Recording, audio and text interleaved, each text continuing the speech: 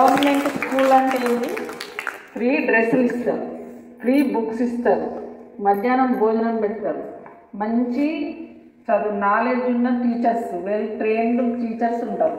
ఇంత మంచి సౌకర్యాలు ఉన్న మనం గవర్నమెంట్ స్కూళ్ళకి ఎందుకు రావట్లేదు? ప్రైవేట్ స్కూళ్ళకి ఎందుకు వెళ్తున్నాం? మీ ఊళ్ళో సగం మంది పిల్లలను ఉన్నారా? ఇక్కడ లేరు, ప్రైవేట్ స్కూళ్ళకి వెళ్తారు. ఇక్కడ ఉన్న ఫెసిలిటీస్ ఏం లేవు, అక్కడ ఉన్న ఫెసిలిటీస్ ఏంటి? అవి గిరుకు గదులు, రేకులై ఉంటాయి రూములు, అందులో ఫ్యాన్లు వేస్తారు. మళ్ళీ 10th చదివిన ఇంటర్ చదివిన టీచర్స్ ఉంటారు అక్కడ. ఆ టీచర్లకు మన టీచర్లకి ఏమైనా పోలిక ఉంటుందా?